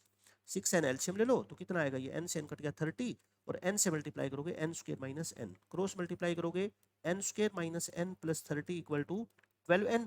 तो एक तरफ ले आओ माइनस के 13n प्लस 30, तो 10 3 जा 10 और 3 फैक्टर बन गए, n की वैल्यू 3 और 10 आ गई, बट 10 बना कर रखी है, तो इसका मतलब ये रिजेक्ट कर दो। n की वैल्यू कितनी आ गई 3 इस क्वेश्चन का क्या है आंसर है। तो ये एक तो तरीका ये है, ठीक है। दूसरा तरीका बच्चों बेसिक मेथड है, वो मैंने आपको बता दिया। उसके बाद ये फॉर्मूला बच्चों अगर याद होता है तो याद कर लो, नहीं तो बेसिक मेथड भी मैं आपको बताऊंगा, बट याद अगर होता है तो मैं कहता हूँ अलग से लिख लो इसको। कि इस स्पेशल एक्सपेंशन में जब मैं बाइनोमियल थ्योरम पढ़ाता हूँ तो ये हमेशा आपको बताता हूँ ना कि इस स्पेशल एक्सपेंशन के अंदर बच्चों क्या क्या कॉन्सेप्ट्स होते हैं, और वो सारे कॉन्सेप्ट मैंने आपको शॉर्ट नोट्स के अंदर भी लिखवा रखे हैं। इस एक्सपेंशन में अगर बच्चों 3 conjugative term T R plus 1 T R plus 2 इनके कोफिशिएंट अगर एपी में हो, तो फॉर्मूला क्या होता है बच्चों, डायरेक्ट रिजल्ट क्या होता है, n square minus n into 4r+1, यहाँ माइनस है यहाँ प्लस, फिर 4r की जगह r स्क्वायर कर दो, और 1 के बाद क्या आता है 2, तो 2 और यहाँ प्लस है तो यहाँ क्या कर दो माइनस। मतलब ये तो याद करने की ट्रिक है, आपको जैसा मन करे वैसे याद कर लो। तो अगर याद करोगे तो डायरेक्ट आप फॉर्मूला में लगा पाओगे, याद नहीं करोगे तब भी मैं आपको उसका बेसिक मेथड बता दूंगा। देखो क्या कहता है बच्चों, n की वैल्यू 10 नहीं है, फिफ्थ सिक्स्थ और सेवंथ टर्म के कोफिशिएंट इस एक्सपेंशन में एपी में है, तो बताओ लार्जेस्ट कोफिशिएंट क्या होगा इस एक्सपेंशन में। लार्जेस्ट कोफिशिएंट तो बात की बात है, पहले आप n की वैल्यू निकालो। अपना पहला टारगेट क्या है बच्चों, n की वैल्यू निकालना। अब ध्यान से देखना, ये एक्सपेंशन है और किन टर्म के कोफिशिएंट है बच्चों, t5 t6 और t7, इनके जो कोफिशिएंट है ना वो किस में है, एपी में है। तो मैंने बताओ जो फॉर्मूला बताया था उसमें मैंने कहा था पहले टर्म क्या होगी टी आर, फिर टी आर+1, फिर टी आर+2। तो आर की वैल्यू तो कितनी है इस क्वेश्चन में बच्चों 5 है ना। मैं जो अपना शॉर्टकट था उसमें आर को तो कितना पुट करूंगा 5, और वहां पे याद करो 1 प्लस एक्स की पावर n थी, बट यहाँ पे n+4 है, तो n को किससे रिप्लेस करूंगा उस शॉर्टकट में, n+4 से। तो अब बताओ आप मेरे को शॉर्टकट क्या होता था, शॉर्टकट होता था बच्चों n square minus n into 4r+1 plus 4r² minus 2 equal to 0 होता था ना। अब इसमें रिप्लेस कर दो आप, किसको किससे रिप्लेस करोगे बताओ, n को तो n+4 से, और r को किससे 5 से करना है इसमें रिप्लेस। n की जगह लिखो n+4, n की जगह लिखो n+4, और r की जगह क्या लिखो 5, 5 4 जा 20, 21 आ जाएगा। और ये कितना आएगा बताओ, 5 का स्क्वायर 25, 100 में से 2 गए 98। घबराना नहीं है कैलकुलेशन से, ठीक है, सोल्व कर लो अब इसको। a स्क्वायर प्लस क्या आ जाएगा बच्चों b स्क्वायर, और प्लस 8n, और माइनस के 21, और माइनस के कितने आएंगे 84, प्लस 98 इक्वल टू 0। तो क्या आ गया, ये n स्क्वायर आ गया, और ये देखो ये अपने कितने आ गए, माइनस के 13 आ गया आई थिंक, और 16 और 98 कितना हो गया 114, 114 में से 84 घटाओगे 30, आगे ना वही सेम इक्वेशन। तो n की वैल्यू कितनी आएगी अपनी 3 आएगी, क्योंकि 10 तो मना कर रखा है। n कितना आ गया बच्चों 3 आ गया, समझ गए इतनी बात। अच्छा अब n 3 आ गया तो ये वाली एक्सपेंशन क्या बन गई, इसकी पावर n+4, n को 3 पुट करोगे तो 3+4 यानी कि 7। इसमें कहता है सबसे बड़ा कोफिशिएंट कौन सा है, इसके कोफिशिएंट होंगे कौन से, एक तो होगा nc0, एक nc1, एक nc2, एक बच्चों nc यानी कि 7, मैं ये n लिख रहा हूँ 7 लिख दो है ना, क्योंकि पावर तो मिल गई ना अब अपने को। इसके कोफिशिएंट कौन कौन से होंगे binomial coefficient, 7c0 7c1 7c2 up to 7c7। इनमें से बच्चों आपको बताना है कि लार्जेस्ट कौन सा होगा, लार्जेस्ट कोफिशिएंट क्या होगा बच्चों, पता है ना आपको 7c क्या होगा नीचे, या तो इस इंडेक्स में एक ऐड करके 2 से डिवाइड कर दिया करो ओड नंबर हो, या एक माइनस करके 2 से डिवाइड कर दिया करो, जो चाहे 4 लिखो चाहे 3, क्योंकि बच्चों 7c4 और 7c3 दोनों की वैल्यू क्या होती है सेम, और इसकी वैल्यू कितनी होती है 35, 35 इस क्वेश्चन का आंसर आ जाएगा, ठीक है। एक तो तरीका ये था अगर आपको ये शॉर्टकट याद है तो, अगर शॉर्टकट याद नहीं है तो आ जाओ बच्चों दूसरे मेथड पे, बेसिक मेथड पे। मान लो आपको शॉर्टकट नहीं आता तो भी कोई बात नहीं, फिफ्थ टर्म का, सिक्स टर्म का, सेवंथ टर्म का कोफिशिएंट किसमें, 1 प्लस एक्स की पावर n प्लस 4 में। तो आप मेरे को ये बताओगे इसमें coefficient of T5 fifth term का कोफिशिएंट कितना होगा बच्चों, इंडेक्स C एक कम है ना, क्योंकि टर्म में n जैसे NC0 पहली टर्म का कोफिशिएंट, तो दूसरी टर्म का कोफिशिएंट कितना होता है, NC1 होता है। तो और इसके अंदर फिर तीनों टर्म के कोफिशिएंट लिख दो, बताओ T6 का कितना होगा फिर, n प्लस 4C5, और T7 का कितना हो जाएगा बच्चों, T7 का n प्लस 4C6। आपको क्या दे रखा है क्वेश्चन में, ये तीन कोफिशिएंट किसमें है बच्चों, एपी में। एपी की कंडीशन क्या होती है, याद आ गया। तो बीच वाले नंबर का क्या कर दो, डबल, और बाकी दोनों को क्या कर दो, ऐड। बाकी दोनों को कर दो बच्चों ऐड। ये लो, अब ये इक्वेशन मैंने आपको सोल्व करके दिखाई देना दो मेथड से, तो यहाँ से आपकी n की वैल्यू कितनी आ जाएगी, 3 आ जाएगी। चाहे आपको डायरेक्ट रिजल्ट याद है तो डायरेक्ट कर लो, नहीं भी याद है तो देखो छोटा सा 2 लाइनें लिख के इस क्वेश्चन का आंसर आ जाएगा। अब ये क्वेश्चन देख लो बच्चों, इस कैलकुलेशन में बहुत सारे बच्चे कंफ्यूज हो गए, लेकिन मैं कहता हूं ऐसी कोई बात ही नहीं थी इसमें। आपको ये कैलकुलेशन दे रखी है, ये इक्वेशन है और n की वैल्यू निकालनी है। क्या करोगे, देखो अब इसमें ऐसा कुछ नहीं है कि 29 फैक्टोरियल है, 11 फैक्टोरियल है, ये बहुत दूर दूर है। मतलब ये नहीं है कि 29 फैक्टोरियल को आप 29 28 लिख के सोल्व कर लोगे, ऐसा नहीं हो सकता है ना, क्योंकि बहुत दूर है ये नंबर। तो आप क्रॉस मल्टीप्लाई करो, क्रॉस मल्टीप्लाई करना 2 इंटू 11 फैक्टोरियल या 22 फैक्टोरियल मत लिख देना इसको, 2 इंटू 11 फैक्टोरियल ही है बस, ये है ना ऐसे, और इक्वल टू 5 इंटू 29 फैक्टोरियल और 2n माइनस 30 का होल फैक्टोरियल। अब आप एक बात ध्यान से देखो जरा, भाई यहाँ पे 11 फैक्टोरियल है, मैं कहता हूँ इस 11 फैक्टोरियल से पहले अगर आप 12 बना लो, 12 इंटू 11 फैक्टोरियल 12 फैक्टोरियल होता है ना, मानते हो। यहाँ 29 फैक्टोरियल है, तो 29 से पहले 30 बना लो। तो इसका मतलब मेरे दिमाग में एक बात आ रही है कि दोनों तरफ मैं 6 से क्या कर देता हूँ, मल्टीप्लाई कर देता हूँ। इससे क्या बेनिफिट हुआ, देखो ये हो गया 12, तो 12 इंटू 11 फैक्टोरियल क्या होता है, 12 फैक्टोरियल इंटू क्या बच गया। अच्छा यहाँ पे एक और बात भी थी ना, इसके साथ क्या मल्टीप्लाई था, 2 इंटू 11 फैक्टोरियल और 2n माइनस 12 का फैक्टोरियल, तो 2n माइनस 12 का फैक्टोरियल। और ये भी बच्चों 30 इंटू 29 फैक्टोरियल 30 फैक्टोरियल और 2n माइनस 30 का फैक्टोरियल। अब आप इसको इक्वेट करके देखो, भी देखो 12 फैक्टोरियल और 30 फैक्टोरियल तो कभी इक्वल हो नहीं सकते, नहीं हो सकते ना कभी भी, और ये दोनों आपस में इक्वल नहीं हो सकते। भी कैसे हो जाएंगे, एक बार तो आप 2n में से 12 घटा रहे हो और एक बार 2n में से 30 घटा रहे हो, नहीं हो सकते।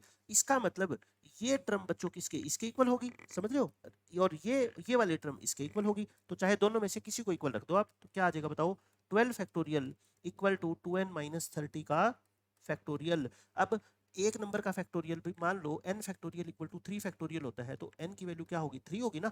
तो यानी कि 12 की वैल्यू क्या होगी, 2n माइनस के 30, तो 2n की वैल्यू कितनी होगी 42, n की वैल्यू कितनी होगी 21। बताओ कोई मुश्किल नहीं लगी ना, मैंने बिल्कुल आसान तरीके से आपको एक्सप्लेन कर दिया ये चीज। अब बच्चों इस क्वेश्चन में आ जाओ, देखो ये कॉन्सेप्ट इस क्वेश्चन में यूज हुआ है। Suppose a and b are the coefficients of 30th and 12th term in this expansion. देखो फिर से ये स्पेशल एक्सपेंशन आ गई।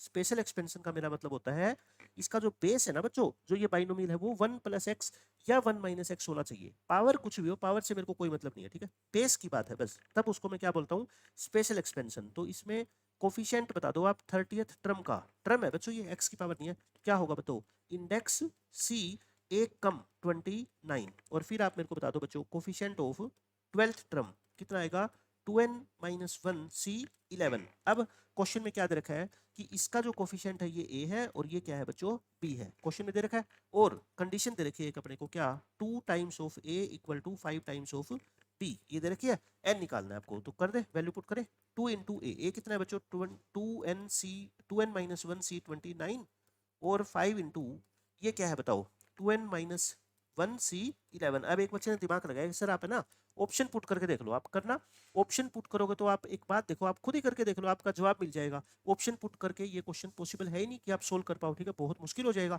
इसलिए बच्चों ऑप्शन पुट करने वाली चीज यहाँ पे फेल हो रही है। तो इसलिए मैं क्या करता हूँ, इसमें सिंपल कैलकुलेशन करता हूँ, ऊपर वाले नंबर का फैक्टोरियल फिर 29 का फैक्टोरियल, और 2n माइनस 1 में से 29 घटाओगे तो 2n माइनस 30 का फैक्टोरियल। ये वही कैलकुलेशन आ गई जो अभी मैंने आपको करके दिखाई थी, ठीक है। ये हो गया 11 फैक्टोरियल और 2n माइनस में 12 का फैक्टोरियल। अब बच्चों ये तो काट दो, ये तो कट गया, बाकी कैलकुलेशन मैंने अभी आपको करके दिखाई थी। तो n की वैल्यू कितनी आएगी 21, इस क्वेश्चन का आंसर है।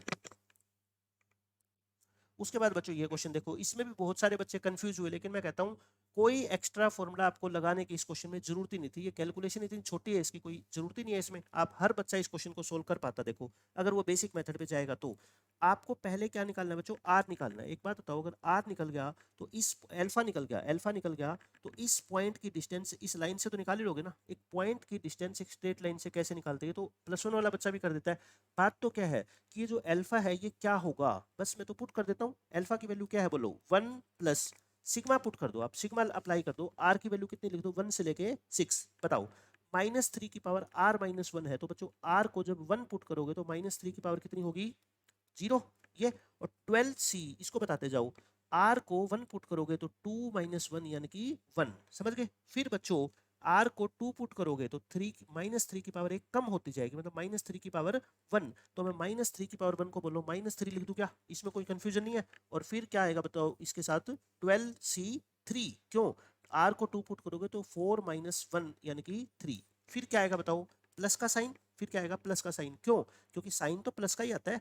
ये माइनस क्यों आया, क्योंकि -3 की पावर 1 थी, है ना। लेकिन अब की बार तो -3 की पावर 2 हो जाएगी, तो वो तो 9 होता है, इसलिए मैं प्लस का साइन नहीं लगाऊंगा। अब आप समझ गए कि 3 की पावर में एक एक बढ़ाता जाऊंगा, साइन ऑल्टरनेटिव लेता जाऊंगा, प्लस माइनस प्लस फिर आगे चलता जाएगा। ठीक है। अच्छा 12c कितना आएगा, 4 मत लिख देना, क्योंकि n को r को 3 पुट करोगे, 3 2 जा 6, 6 में से बन गया 5, दो का गैप आएगा। ठीक है। फिर बताओ -9 को 3 से मल्टीप्लाई कर दो, 27। इस तरह से बच्चों ऑब्जर्व करना होता है आपको चीजों को, है ना। और ये 12c7, फिर माइनस की जगह प्लस, और 27 को फिर से 3 से मल्टीप्लाई कर दो, 12c9, और फिर प्लस की जगह माइनस, और फिर से 3 से मल्टीप्लाई कर दो 81 को, और कितना आ जाएगा 12c11। आगे तो कर ही नहीं सकते क्योंकि आगे तो 12c13 आ जाएगा। ठीक है। 6 तक पुट करोगे तो 6 2 जा 12, 12 में से बन गया 11, तो 11 तक हमने कर दी। देख लो 6 टर्म होगी ना, 1 को छोड़ के ये टोटल कितनी टर्म होगी, 6 होगी। और r की वैल्यू कहाँ से कहाँ तक थी, 1 से लेके 6 तक, तो 6 टर्म देगा ये समीशन। अब बच्चों इसको सिंपल सोल्व कर लो ना। ये कितना होता है 1, और 12c1 कितना होता है 12, 12c3 बच्चों टाइम बचाने के लिए मैंने लिख दिया ऊपर 220 होता है। 12c5 को पूरा सोल्व करने की जरूरत नहीं है, 11 × 72 तो लिख सकते हो, कर लो सोल्व इसको। -27 कैसे लिखोगे 12c5 को, 12c5 क्या होता है 12 11 10 9 8, और नीचे 5 का फैक्टोरियल। ये 12 × 10 ये कट गया, 11 × 9 8 72, ऐसे करता हूँ मैं तो कैलकुलेशन। ठीक है। और 12c5 और 12c7 तो सेम होते हैं, तो इसका मतलब ये भी 11 × 72 आ जाएगा, और प्लस 81।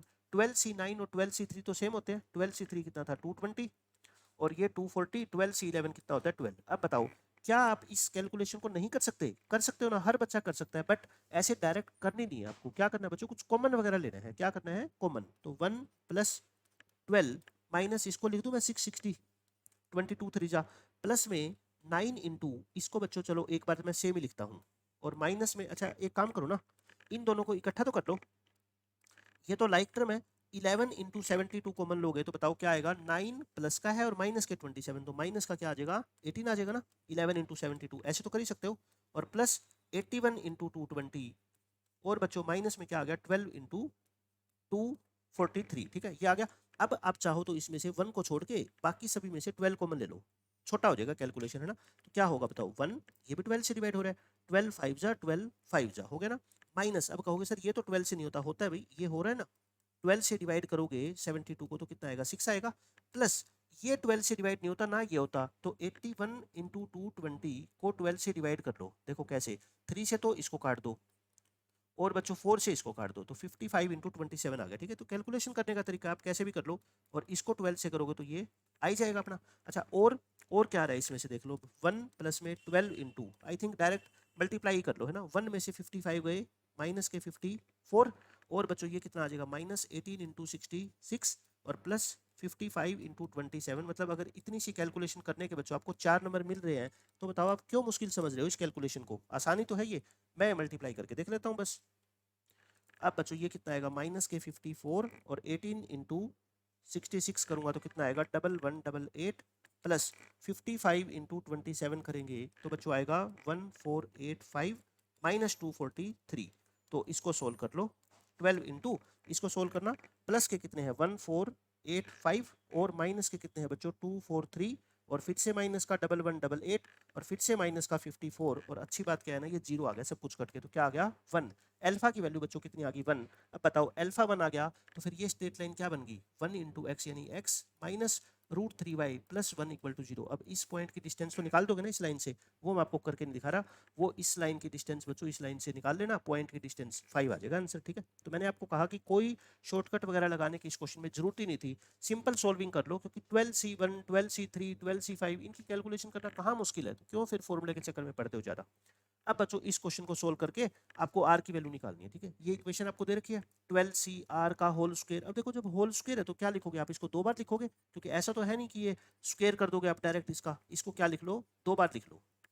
अब देखो बच्चों इनमें ना मैनिपुलेशन करना बहुत जरूरी होता है और उसके बिना काम नहीं चलेगा, क्योंकि फॉर्मूला अपना क्या होता है इसको याद करो, NCR अपॉन NCR माइनस 1 है ना, नीचे इसको घटा देते हैं और ये वाला R बच्चों नीचे ले आते हैं। अब मेरे को ये दिख रहा है, देखो ये R है, ये R माइनस 1 है, ये R प्लस 1 है, मतलब एक एक का गैप है।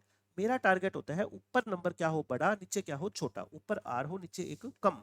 तो बच्चों ये 12CR है, तो मेरा टारगेट है ये वाला नंबर इसके नीचे ले आऊं, लेके आ सकता हूँ, मल्टीप्लाई है तो उधर डिवाइड हो जाएगा, और ये 12CR प्लस 1 तो इधर है ही, और इस 12CR को बच्चों इसके नीचे शिफ्ट कर देता हूँ। देखो जो मेरा टारगेट था वो उसमें सक्सेसफुल हो गया। अब इसमें डायरेक्ट फॉर्मूला लगा दूं, बताओ नीचे क्या होगा, 12 माइनस, ब्रैकेट लगा के लिखा करो, ठीक है, और इसके नीचे R, और यहाँ पे बच्चों 12 माइनस R, और नीचे क्या होगा R प्लस 1, देख लो होगी ना वैल्यू, तो ये कितना होगा 13 माइनस R अपॉन R और equal to 12 minus R upon R plus 1। कर दो क्रॉस मल्टीप्लाई, बस R की मल्टीप्लाई करोगे तो इससे क्या आएगा, और 1 से करोगे तो ऐसा, और इसकी R से करोगे तो 12R माइनस में R स्क्वायर। बच्चों R स्क्वायर से R स्क्वायर तो कट गया, कट गया।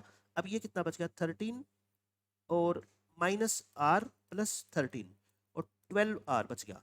13 में से ये गया 12R, 12R plus 13 is equal to 12R। बच्चों 12R भी कट गया देखो, तो 13 इक्वल टू 0, और ये तो पॉसिबल नहीं है ना, 13 इक्वल टू 0 बताओ कैसे पॉसिबल है। इसका मतलब इस इक्वेशन को सोल्व करके बच्चों R की कोई वैल्यू पॉसिबल नहीं है, तो आंसर कितना आएगा, no value of R is possible. मतलब लास्ट में अगर आपसे क्वेश्चन में ये पूछा जाता how many values of R are possible, तो आप कहते जीरो, कोई भी वैल्यू पॉसिबल है ही नहीं। उसके बाद बच्चों इस क्वेश्चन में आ जाओ, आपको सारी की सारी रैशनल टर्म का सम बताना है इस एक्सपेंशन में। अभी हमने क्वेश्चन किया था ना सारी रैशनल टर्म का सम, उसमें 7 टर्म को हमने ऐड किया था, बस वो डिफिकल्ट क्वेश्चन बन गया था। क्यों, क्योंकि बच्चों वो मल्टीनोमियल का क्वेश्चन था, बट ये तो बाइनोमियल का क्वेश्चन है। तो बाइनोमियल में अगर मेरे को नंबर ऑफ रैशनल टर्म निकालनी होती, मैं क्या बोल रहा हूँ बच्चों, नंबर ऑफ रैशनल टर्म निकालनी होती, तब तो मैं सीधा फॉर्मूला लगा देता। अगर मेरे को चाहिए होती सिर्फ नंबर ऑफ रैशनल टर्म्स, तो मैं क्या करता, इंडेक्स को, अच्छा लेकिन एक बात ध्यान रखना, मैं क्या बोल रहा हूँ आपको, पहले ये एक्सपेंशन लिखो आप, है ना, क्योंकि मिस्टेक होने के चांस है इसमें पूरे पूरे। 3 की पावर 1/4 ये जो नंबर है ना बच्चों ये प्राइम नहीं है, तो इसको 2 की पावर 2 लिखो, तो ये 2 की पावर 2 और इसकी पावर 1/3, तो 2 की पावर 2/3 हो जाएगी ना।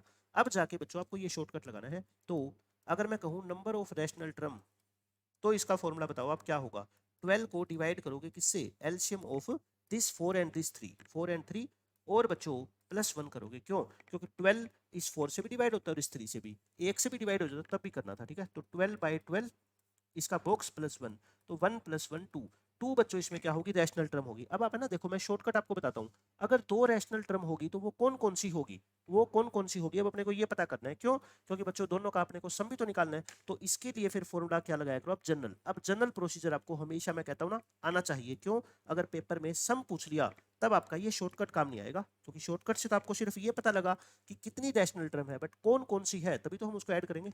जनरल टर्म का फॉर्मूला बता दो क्या होता है, TR+1, क्या होता है बच्चों, TR+1 का फॉर्मूला बोलो, 12CR, और पहली टर्म की पावर बच्चों क्या होती है 12 माइनस R, और दूसरी टर्म की पावर कितनी होती है R, यही तो होती है। तो 12CR, इसको थोड़ा ठीक करके लिखो, 12 माइनस R डिवाइड बाई 4, और 2 की पावर कितनी हो जाएगी 2R/3। अब बोलो रैशनल टर्म के लिए हम क्या करते हैं, ये जो भी पावर होती है प्राइम नंबर की, ये पावर और ये पावर, ये क्या होनी चाहिए, इंटीजर। ये क्या होनी चाहिए बच्चों, इंटीजर होनी चाहिए, मतलब कि R एक तो 3 का मल्टीपल होना चाहिए, R क्या होना चाहिए 3 का मल्टीपल, क्योंकि तभी तो वो 3 से 3 कटेगा। R क्या होना चाहिए, पहली बात तो बच्चों मल्टीपल ऑफ 3 होना चाहिए, एक बात। दूसरी बात, आर की वैल्यू 12 से बड़ी नहीं हो सकती, क्योंकि 12 तो डिफाइन हो सकता है, बट 15 तो डिफाइन नहीं होता। तो आर क्या होगा, जो भी होगा आर आपका, वो 12 या 12 से छोटा होगा। तीसरी बात, ये भी तो एक इंटीजर होना चाहिए, मतलब जो आप आर की वैल्यू यहाँ पे लोगे ना, वो इसको भी इंटीजर बनाना चाहिए। कभी ये नहीं है कि इस चीज को ध्यान में रख लो, 3 के मल्टीपल सारे नहीं। 12 माइनस आर बाय 4, ये भी क्या होना चाहिए बच्चों, एक इंटीजर आना चाहिए। तो बस अब आप पुट करके देख लो, पुट करो, क्या आर को 0 लेना पॉसिबल है? देखो 0 3 का मल्टीपल होता है, 0 12 से छोटा भी होता है। इसको चेक कर लो, 12 माइनस 0 बाय 4 यानी कि 12 बाय 4 3 इंटीजर है, मतलब यस आर को 0 ले सकते हैं। फिर 3 का मल्टीपल आगे, आर को 3, देखो आर को 3 यहाँ पे तो ले सकते हो, बट बच्चों 12 में से 3 गया 9, 9 बाय 4, ये तो रैशनल नहीं होगा, ये तो इंटीजर नहीं होगा ना, तो आर को 3 नहीं ले सकते। फिर आर को 6 बोलो, आर को 6 बच्चों नहीं, 12 में से 6 गया 6, 6 को 4 से डिवाइड करोगे, कहाँ डिवाइड हो रहा है, नहीं ले सकते। आर को 9, 3 का मल्टीपल देखो, 12 में से 9 गया 3, 3 बाय 4 इंटीजर नहीं होता, छोड़ दो। लास्ट बच्चों क्या बच गया, 12 बच गया, 12 ले सकते हो, क्यों, 12 में से 12 गया 0, 0 बाय 4 कितना होता है, इंटीजर ही होता है, तो मतलब ये भी पॉसिबल है। तो आर की कितनी वैल्यू पॉसिबल है, एक तो 0 और एक बच्चों कितनी 12, मैंने क्या बताई थी, दो टर्म है, और दो टर्म आर को क्या क्या पुट करने से आएगी, एक तो 0 और एक 12। अगर बच्चों आर 0 है तो आप मेरे को बता दो उसके कोरस्पॉन्डिंग रैशनल टर्म क्या आएगी। भाई जनरल टर्म मैंने लिख रखी है ना ये रही, इसमें आर को क्या डाल दो, 0 डाल दो। आर को 0 पुट करोगे क्या आएगा बताओ, 12c0 है ना, और 3 की पावर इसमें पुट कर दो, इसके अंदर पुट कर दो, इसके अंदर ये। अच्छा 3 की पावर कितनी आएगी बोलो, आर को 0 पुट करोगे तो 12 बाई 4 यानी कि 3, और यहाँ पे तो बच्चों 0 आई जाएगी, 2 की पावर तो कितनी आ गई 0, तो ये कितना आ गया 1 और इंटू 27 यानी कि 27 आ गई। एक रैशनल टर्म तो कितनी आ गई 27। आर को 12 पुट करोगे तब रैशनल टर्म कितनी आएगी बताओ, 12c12, और ये 3 की पावर कितनी हो जाएगी 0, और 2 की पावर कितनी हो जाएगी बच्चों, 2r बाई 3 कितना हो जाएगा बोलो, r को 12 पुट करोगे तो ये कितना हो जाएगा 8, तो 2 की पावर 8, ये भी 1 ये भी 1, 2 की पावर 8 आई थिंक होता है 256। तो दोनों का क्या करना है अपने को, सम ही तो करना है, तो 27 प्लस 256 यानी कि 283 बच्चों, इस क्वेश्चन का क्या आ गया, आंसर आ गया। समझ आ गई, बिल्कुल आसानी से मैंने आपको सोल्व करके दिखा दिया पूरा बच्चों रैशनल टर्म के। इससे मुश्किल क्वेश्चन कोई पूछ ही नहीं सकता एग्जामिनर। तो आपको इस पेपर के अंदर क्या फायदा हुआ, बाइनोमियल के अंदर भी सम ऑफ रैशनल टर्म आपने निकालना सीख लिया, और मल्टीनोमियल के अंदर भी सीख लिया, और इसके अलावा फिर एग्जामिनर क्या पूछेगा बच्चों, और कुछ पूछ ही नहीं सकता। बाइनोमियल के साथ साथ अपने मल्टीनोमियल भी सीख लिया। अब ये क्वेश्चन देखो, आपको बिल्कुल आसान लगेगा। इसमें क्या बोला गया है, ये एक एक्सपेंशन है, इसमें 3 conjugative term T R plus 1 T R plus 2 के कोफिशिएंट जीपी में है। देखो बच्चों मैंने आपको बताया था ना, हमेशा आपको बेसिक मेथड आना चाहिए, क्योंकि एपी में अगर होते तो इसमें शॉर्टकट लग जाता, बल्कि शॉर्टकट नहीं लगता, क्यों, ये स्पेशल एक्सपेंशन नहीं है, लेकिन होते भी तब भी बच्चों नहीं लगता, क्यों, ये कोफिशिएंट जीपी में है। तो 3 कोफिशिएंट बच्चों क्या है जीपी में है, तो लिखते हैं a प्लस बी की पावर बच्चों कितनी है 12, इसके कोफिशिएंट क्या है जीपी में है। तो बताओ आप मेरे को, कोफिशिएंट ऑफ टी आर कितना होगा, coefficient of T R 12c, coefficient की बात कर रहा हूँ सिर्फ मैं, है ना, 12c आर माइनस 1, ए और बी मत लेना बच्चों, ए और बी तो वेरिएबल है, कोफिशिएंट की बात कर रहे हैं, मतलब कि बाइनोमियल कोफिशिएंट की बात कर रहे हैं, ठीक है।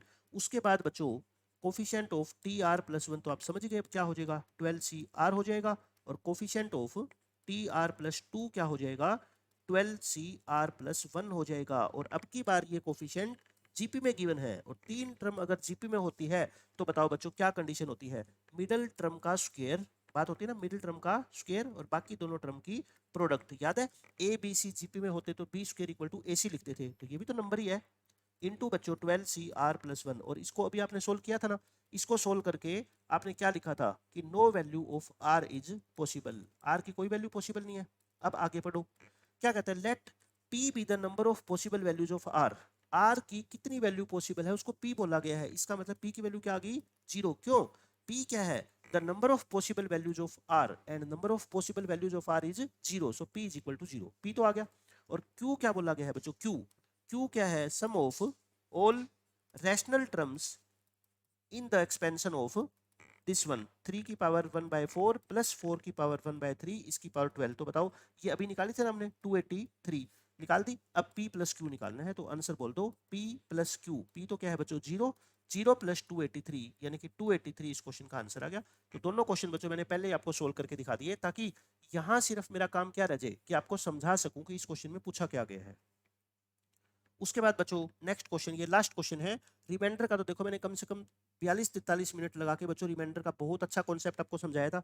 फिर से देख लो ये क्वेश्चन 2023 में क्या आया, 7 की पावर 103, इसको बस 17 से डिवाइड करना था आपको। देख लो क्या स्टेटमेंट है, 7 की पावर कितनी है 103, वहां डिवाइड करना था 17 से और रिमाइंडर बताना था। और अब की बार क्या पूछ लिया, 7 की पावर 103, देखो सेम 7 की पावर 103 है, बस इसको डिवाइड 17 से नहीं करना, किससे करना है बच्चों 23 से करना है। तो रिमाइंडर वाले क्वेश्चन को सोल्व करने का कभी भी एक मेथड नहीं होता, ये डिपेंड करता है बच्चों की आपकी मैथ्स की अंडरस्टैंडिंग कितनी है, मैथ को लेके आपको बड़े नंबर्स की कितनी नॉलेज है, उनको डिवाइड आप कितना जल्दी कर सकते हो, रिमाइंडर कितना जल्दी निकाल सकते हो। अब इसके मैं 2-3 मेथड आपको बता देता हूँ। फर्स्ट मेथड 7 की पावर 103, सबसे पहले बच्चों मेरे दिमाग में ये बात आती है, ये जो पावर है ना इसको छोटा करो, पावर को क्या करो छोटा, और इस 7 को भी क्या कर लो छोटा कर लो। देखो 7 का स्क्वायर क्या होता है 49, और 49 को जब 23 से डिवाइड करते हो ना, 23 2 जा 46, रिमाइंडर कितना बच गया 3। मेरा टारगेट होता है बच्चों कि इस 7 को छोटा कर देना, क्या कर देना 7 को छोटा। तो आप 7 को 3 तक पहुंचा दिया आपने, ठीक है, क्योंकि 7 के बारे में सोचना मुश्किल है, 3 के बारे में सोचना मेरे लिए उससे आसान है। कैसे, देखो 7 की जगह बच्चों मैं क्या लिख दूं, 7 की पावर 2 लिख दूं, और 102 51 लिख दूं, 51 इंटू 2 102, एक बच गई 7 अलग कर दो 23। अब बोलो बच्चों ये क्या बच गया 49, 49 को 23 से डिवाइड करोगे कितना बच गया रिमाइंडर 3। मैंने बोला था ना नंबर को 3 से रिमाइंडर लिख दिया करो बस सीधा, ठीक है, 3 की पावर 51, मतलब मैंने क्या कर दिया देखो पावर भी छोटी होगी इससे, और बच्चों ये नंबर भी छोटा हो गया, 7 से क्या हो गया 3। अब 3 के बारे में सोच लो, 3 की पावर आप सोच के देखो बच्चों, 3 की पावर 2 कितना होता है 9, 9 को 23 से डिवाइड करोगे कोई अच्छा नंबर नहीं है ना। 3 की पावर 3 कितना होता है 27, 27 को 23 से डिवाइड करोगे ना, कुछ हद तक, मैं कह रहा हूँ पूरा नहीं, कुछ हद तक थोड़ा सा नजदीक आ गए हम। कैसे नजदीक आ गए बताओ बच्चों, 3 की पावर 27 है तो 3 की पावर 3 कर दो इसको, मतलब कि 3 की पावर 3 और 17 51 होगी ना। अब इससे क्या फायदा होगा, देखो थोड़ा मैं कहता हूँ पावर को छोटा बना लो बस आप मेरे कहने पे। अब बोलो 3 की पावर 3 कितना होता है 27, और बच्चों 27 को 23 से डिवाइड करोगे रिमाइंडर कितना आ गया 4 आ गया ना। अब आप कहोगे सर आपने तो कहा था नंबर को और पावर को छोटा बना लो, बट नंबर तो पहले से बड़ा हो गया 3 से 4 हो गया, लेकिन बच्चों पावर तो पहले 51 थी अब 17 होगी ना, तो अब देखो पावर कितनी छोटी होगी। अब 4 की पावर के बारे में सोचो, 4 की पावर 2 बच्चों होता है 16, 16 63 23 से डिवाइड हो गया, कोई अच्छा नंबर नहीं देता है ना, नहीं देता। तो अब बात आती है बच्चों किसको 749, ठीक है ये भी कर सकते हो आप, इसको 16 को भी कर सकते हो, लेकिन अभी मैं नहीं कर रहा।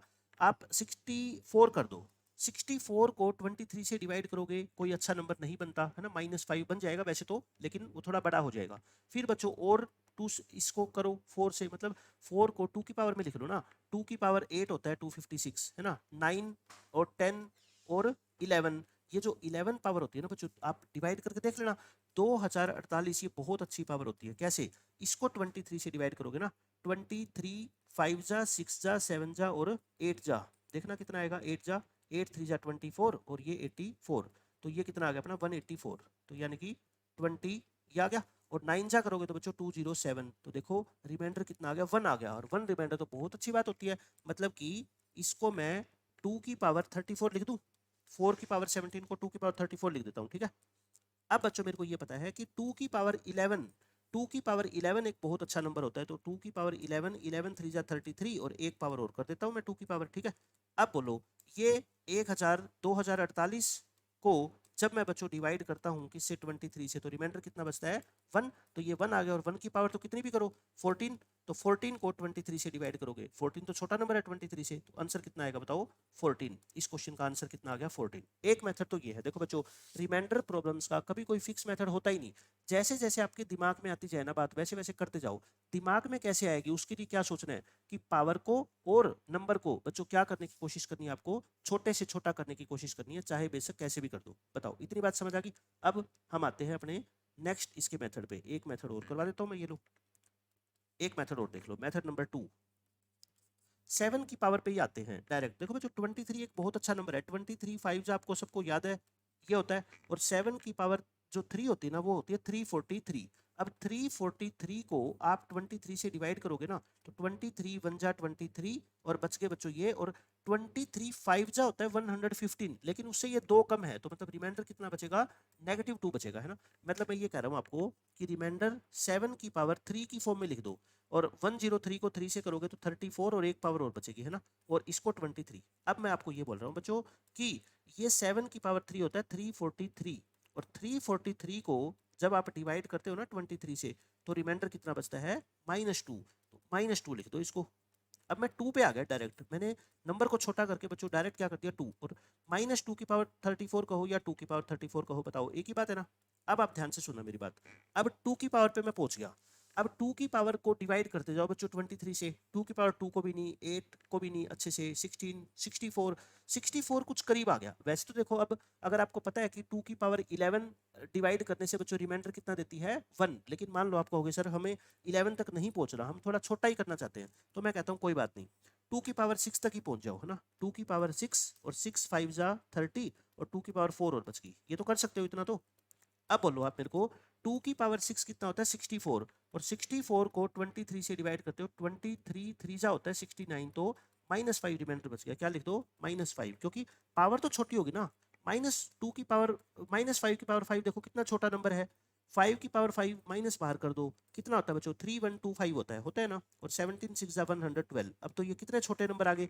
अब मेरे को कोई रूल लगाने की जरूरत है, आप 3125 को डायरेक्ट डिवाइड कर लो ना 23 से, रिमाइंडर निकाल लो 23, और 23 3 जा 69, और ये आ गया आपका 23 5 जा 115, 20 रिमाइंडर आ गया। मतलब बहाना नहीं बना सकते आप इस क्वेश्चन के बारे में कि हमें कॉन्सेप्ट नहीं आता। मैं कहता हूँ इसको तो डिवाइड कर लो, 23 को इससे डिवाइड करोगे 12 112 को 23 से करोगे तो कितना आता है बच्चों, 23 5 जा होता है 115, तो माइनस का 3 आ जाएगा, ये आ गया, ठीक है। ऊपर माइनस माइनस क्या हो गया प्लस, 60 आ गया नंबर, 23 जा 60, और 60 को 23 से डिवाइड करो, 23 2 जा 46, 46 और कितना होता है 14, यानी कि 14 इस क्वेश्चन का क्या आएगा, आंसर आएगा। तो आप ये मेथड भी कर सकते हो, मैं ये नहीं कहता यही मेथड है मेरे पास और भी मेथड है, बट मेरे को बच्चों इतना साल हो गया पढ़ाते हुए मैथ्स, लेकिन आपको भी थोड़ा टाइम हुआ है, +1 +2 में हो, है ना, लेकिन आपको बस कॉन्सेप्ट पता होना चाहिए। क्या कॉन्सेप्ट होता है, एक तो बेस को छोटा कर लो, और एक पावर को छोटा कर लो, बेशक कुछ भी कर लो, बढ़ते जाओ, लास्ट में बच्चों आपका आंसर 100% आ जाएगा, ठीक है। तो ये 11 के 11 हमने जो बाइनोमियल थ्योरम के ऊपर बच्चों क्वेश्चन पूछे गए थे, वो सारे के सारे हमने सोल्व कर लिए हैं। तो अब आप बाइनोमियल थ्योरम को अगर आपका स्ट्रॉन्ग करना चाहते हो टॉपिक को बच्चों, 2022 के 23 के 24 के और 25 के ये क्वेश्चन कर लो, चाहे 22 के छोड़ दो। आप अगर मान लो 2025 के अप्रैल सेशन के लिए तैयारी कर रहे हो, तो मैं कहता हूँ ये 3 सेशन कर लो, 3 लेक्चर, आपका बाइनोमियल थ्योरम का कोई भी क्वेश्चन पेपर में छूटेगा नहीं, 100% सोल्व होगा।